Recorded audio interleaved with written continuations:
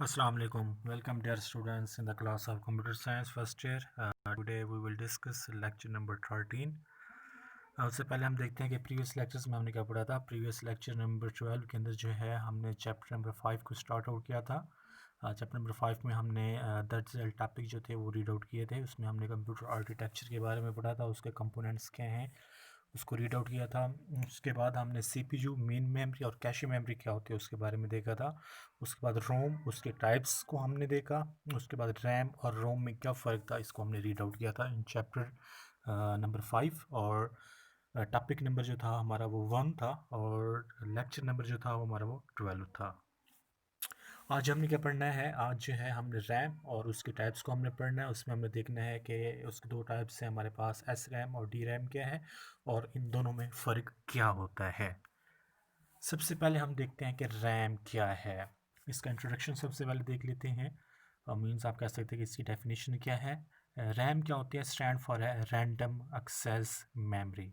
क्या चीज़ होती है, रैंडम एक्सेस मेमोरी। उससे पहले हमने पढ़ा था रोम, वो था रीड ओनली मेमोरी। अब ये है random access memory is the best known for form of computer memory, best form known form of computer memory. RAM is considered as volatile memory. RAM को जो है वो हम वायोलेट मेमोरी भी समझते हैं। रोम जो था वो नॉन वायोलेट मेमोरी था। नॉन वायोलेट का मतलब ये है कि उसके अंदर जो भी डाटा होता है मेमोरी के अंदर, अगर हम अपने सिस्टम्स को या कंप्यूटर को बंद कर दें तो उसके अंदर जो डाटा होता है रोम के अंदर वो डिलीट या लॉस्ट नहीं होता। और वायोलेट का मतलब ये होता है कि इसके अंदर जो भी डाटा है वो अगर हम अपना सिस्टम को ऑफ़ कर देते हैं या लाइट चली जाती है तो रैम के अंदर जो भी डाटा पड़ा होता है वो लॉस्ट हो जाता है। इसको हम क्या कहते हैं, वायोलेट मेमोरी कहते हैं। आप लोगों ने देखा होगा मोस्टली, जो आप लोगों ने कोई भी जो है वो डाटा आप लोगों ने ओपन किया होता है कंप्यूटर के ऊपर, अगर लाइट चली जाती है या कोई भी दूसरा मसला मसाइल हो जाता है तो उससे क्या हो जाता है कि आपका डाटा जो होता है मेमोरी के अंदर वो ऑटोमेटिक क्या हो जाता है, लॉस्ट हो जाता है। आगे देखें, आपको इस चीज़ के बारे में बताया भी गया है, which means that the store information is lost. मतलब जो मालूमात हमने स्टोर कर रखी होती है रैम के अंदर वो लॉस्ट हो जाती है when there is no power, जब उसके अंदर पावर नहीं होती है, मतलब इलेक्ट्रिकसिटी नहीं होती, लाइट नहीं होती, पावर कब नहीं होती, जब साफ ज़ाहिर है लाइट चली जाएगी, जब हम अपने सिस्टम को बंद कर देंगे तो ऑटोमेटिक रैम के अंदर जो भी डाटा होता है वो भी लॉस्ट हो जाता है। RAM is made up of small memory chip. RAM जो है वो छोटी छोटी चिप के ऊपर क्या की जाती है, बनाई जाती है। That from a memory modules. उसके बाद है whenever you open a program, जब भी आप कोई प्रोग्राम ओपन करते हैं, कोई सॉफ्टवेयर ओपन करते हैं, अपने सिस्टम को ऑन करते हैं, it's get loaded from the hard drive into the RAM. Hard drive क्या, जैसे आपके हार्ड डिस्क है उसके अंदर जो भी डाटा पड़ा होता है या उसके अलावा कोई प्रोग्राम्स उसके अंदर पड़ा हुआ होता है, जैसे हमारे ऑपरेटिंग सिस्टम है, जैसे हम अपना सिस्टम ऑन करते हैं तो सबसे पहले क्या होती है, हमारे विंडो जो होती है वो लोड होती है। वो लोड कहाँ पे होती है, रैम में हो रही होती है। उसी रैम को हम मेन मेमोरी भी कहते हैं। ये लास्ट टॉपिक में हम रीड आउट कर चुके हैं। उसके बाद है this is because reading data from the RAM is much faster than reading data from the hard drive. इसका मतलब ये है कि रैम के अंदर जो स्पीड होती है डाटा को रीड करने की वो बहुत क्या होती है, फास्टर होती है बनस्बत हार्ड ड्राइव के। हार्ड डिस्क के अंदर जो भी डाटा होता है उसकी स्पीड जो होती है वो बहुत स्लो होती है, और रैम के अंदर जो हमारी मेन मेमोरी है इसके अंदर जो डाटे की स्पीड जो होती है वो बहुत फास्ट होती है। उसके बाद अगर हम इसके टाइप्स के ऊपर देखें तो टाइप्स ऑफ रैम क्या है, रैंडम एक्सेस मेमोरी जिसको कहते हैं, इसके दो टाइप्स हैं हमारे पास, आपको यहाँ पे नज़र भी आ रही होगी। नंबर 1 पे जो है वो हमारे पास क्या है, एस रैम है। एस रैम स्टैंड फॉर क्या होती है, स्टैटिकल रैंडम एक्सेस मेमोरी। मतलब ये इसकी पहली टाइप्स है जिसको हम किस चीज़ का नाम देते हैं, रैंडम एक्सेस मेमोरी का देते हैं। उसके बाद उसकी दूसरी टाइप है जो हमारे पास क्या है, डी रैम है। ये आप नज़र आ रहा होगा आपको, डी रैम स्टैंड फॉर क्या होता है, डायनामिक रैंडम एक्सेस मेमोरी।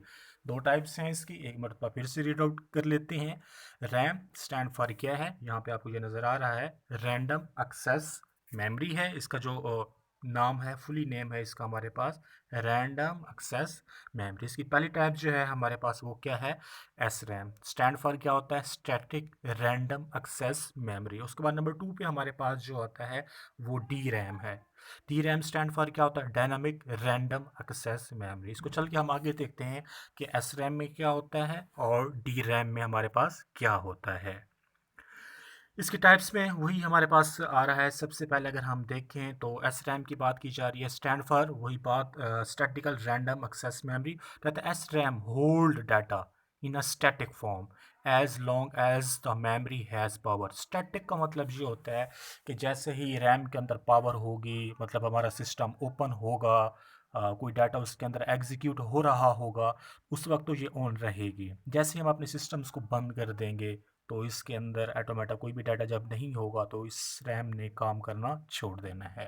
ठीक है स्टूडेंट, ये आपको यहाँ तक जो है मेन वैसे ये डेफिनेशन है इसकी, आप लोग इसको जो है वो जहन में रखिएगा कि एस रैम में जो होता है ये स्टैटिक फॉर्म में होता है। इसका मतलब ये है कि जब तक इसमें पावर है, जब तक इसमें लाइट है, तो ये क्या होती है, चार्ज भी रहती है और डाटा इसके अंदर जो होता है वो लॉस्ट नहीं होता है। उसके बाद हमारे पास नंबर 2 पे आती है डी रैम। क्या होती है, लास्ट में भी हमने देखा, dynamic random access memory. D RAM is called dynamic because it must consistently be refreshed and loss the data in very short time. D RAM को बार बार हमें क्या करना पड़ता है, रिफ्रेश करना पड़ता है। अगर रिफ्रेश नहीं करेंगे तो इसके अंदर डाटा जो भी होगा वो लॉस्ट हो जाता है।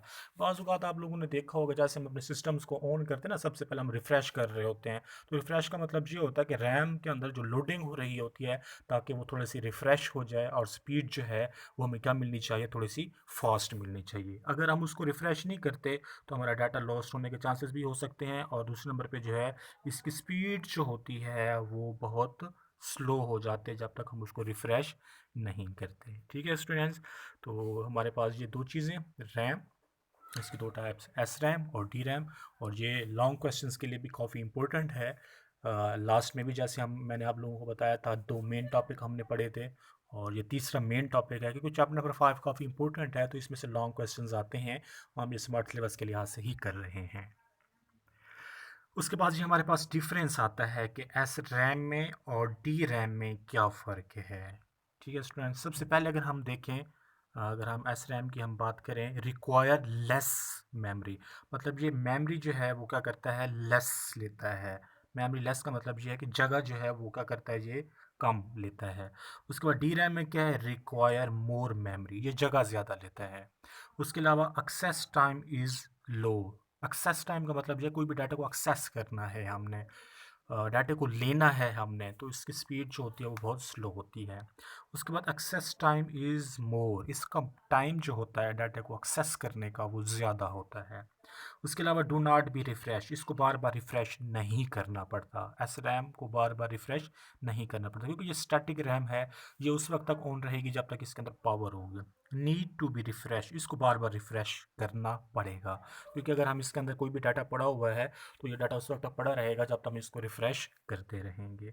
उसके बाद फास्टर एक्सेस टाइम, इसको हम आसानी के साथ जल्द अज जल्द क्या है वो एक्सेस कर सकते हैं, रसाई हासिल कर सकते हैं। उसके बाद है स्लोअर एक्सेस टाइम, इसका टाइम जो होता है एक्सेस करने का वो स्लो होता है। उसके बाद है more power consumption. More power consumption का मतलब ये होता है कि ये लाइट जो है हमारे पास, इलेक्ट्रिकल सिटी जो है वो ज़्यादा कंज्यूम करती है, लाइट का ज़्यादा इस्तेमाल करती है। और ये क्या करती है, लेस पावर कंज्यूमिंग, ये डाटे का मतलब इसके अंदर जो भी डाटा वगैरह होता है तो इसके अंदर जो पावर वगैरह वो यूज़ करती है उस डाटे को स्टोर करने के लिए, वो कम से कम होती है।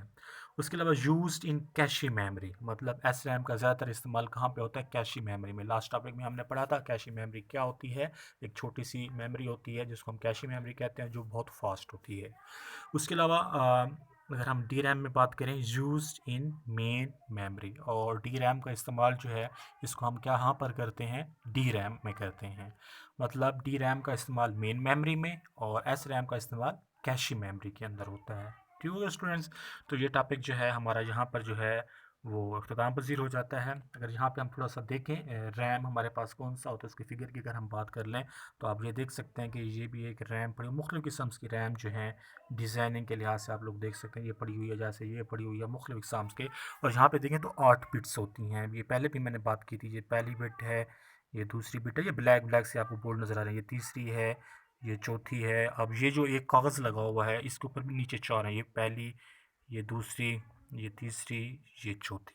तो ये का टोटल हम बात करें तो इसके ऊपर कितनी होती हैं, 8 बिट्स होती हैं। ठीक हो गया स्टूडेंट्स, 8 बिट्स होती हैं। तो हर बिट्स के अंदर जो होता है वो एक एक कैरेक्टर हमारा स्टोर होता है। जब यहाँ पे डाटा फुल अप हो जाता है तो रिमेनिंग डाटा जो होता है वो कहाँ पे स्टोर होता है, कैशे मेमोरी में होता है, और ये डाटा आर्जी तौर पे स्टोर होता है। जब यहाँ से डाटा हमारा एग्जीक्यूट हो जाता है मेन मेमोरी में से, तो डाटा निकल जाता है, आउटपुट में शो हो जाता है, और जो रिमेनिंग डाटा हमारा पड़ा हुआ होता है वो डाटा ऑटोमेटिक कहाँ पे हो जाता है, मेमोरी के अंदर लोड हो जाता है। अगर हम बात करें यहाँ से हम बात करें, ये हमारे पास 1 है, ये 2 है, ये 3 है, 8 तक, तो क्या होगा, सबसे पहले पहला डाटा जो होगा वो हमारा एग्जीक्यूट होगा। एग्जीक्यूट जैसे ही होगा तो ये ऑटोमेटिक जो होगा वो बाहर निकल जाएगा। उसके बाद दूसरे डाटे की बारी आएगी, वो भी एग्जीक्यूट होगा, वो बाहर निकल जाएगा, ठीक है। और जो 8वीं जगह पे पड़ा होगा यहाँ पे, तो ये ऑटोमेटिक कहाँ पर आ जाएगा, ये ऑटोमेटिक ये इस जगह पर आ जाएगा। इसको हम जो है हाईलाइट कर लेते हैं थोड़ा सा। 8वां डाटा जो है वो इस स्पेस पे होगा। सॉरी, एक मिनट, दोबारा से ये वाला डाटा जो होगा हमारे पास, लास्ट स्पेस वाला ये डाटा इस 8वीं में आ जाएगा, और 8वीं वाला जो होगा 7वीं वाला वो छठी में, छठी वाला जो होगा वो 5वीं में, 5वीं वाला जो होगा वो चौथी में, चौथी वाला जो होगा तीसरी में, दूसरी में, और पहली में। इस तरतीब से जो है डाटा हमारा एग्जीक्यूट होता रहेगा, और आगे की तरफ से जो होगा यहाँ से वो मूव आउट होके बाहर की तरफ निकलता रहेगा। और जो डाटा हमारे पास कैश मेमोरी में पड़ा होगा, तो यहाँ से वो मूव आउट होता हुआ यहाँ पर आएगा, जो हमारे पास स्पेस नंबर 8 है यहाँ पर आएगा, और 8 से वही वाला प्रोसेस 7वीं में, छठी में, इस तरीके से कंटिन्यू होता हुआ आगे की तरफ क्या है वो मूव आउट कर जाएगा। तो कुछ हमारे पास रैम जो होती हैं मुख्तलिफ साइज़ में होती हैं। अगर इसकी बात करें तो ये मुख्तलिफ है, ये थोड़ा सा मुख्तलिफ है, सबका जो अंदाज़ जो होता है वो डिफरेंट डिफरेंट होता है। तो स्टूडेंट्स, लेक्चर नंबर 13 हमारा यहाँ पे जो है वो वाइंड अप हो जाता है। चैप्टर नंबर 13 के अंदर हमने जस्ट ही रीड आउट किया है कि रैम क्या है, उसकी दो टाइप्स, और उन दोनों में फ़र्क क्या होता है। स्टूडेंट, ये काफ़ी इंपॉर्टेंट क्वेश्चंस है, लॉन्ग क्वेश्चंस के लिहाज से भी और शॉर्ट क्वेश्चंस के लिहाज से भी। एस रैम और डी रैम में क्या फ़र्क है, ये मोस्टली शॉर्ट क्वेश्चंस में आता है। रैम में क्या फ़र्क है, रोम में क्या फ़र्क है, जो हमने लास्ट टॉपिक में भी पढ़ा था। टॉपिक नंबर जो हमारा था 5, चैप्टर का पहला टॉपिक जो था उसमें भी हमने रीड आउट किया था, लेक्चर नंबर 12 के अंदर भी। तो यहाँ पर भी ये हमारा टॉपिक जो है वो काफ़ी इंपॉर्टेंट है। आई होप कि स्टूडेंट्स आप लोगों को इसके बारे में समझ लगी होगी। तो इंशाल्लाह नेक्स्ट लेक्चर में जो है वो आप लोगों से फिर फर्दर डिस्कशन होगी। चैप्टर नंबर 5 को हमने स्टार्ट किया हुआ है। कोशिश करेंगे कि इसको हम स्लोली स्लोली पढ़ें ताकि आप लोगों को आसानी से ये समझ भी लग जाए। स्टूडेंट्स, कोई क्वेश्चन है तो आप लोग जो है मुझे कमेंट्स करके आप लोग मुझसे डिस्कस कर सकते हैं। नेक्स्ट लेक्चर के लिए अल्लाह हाफिज़।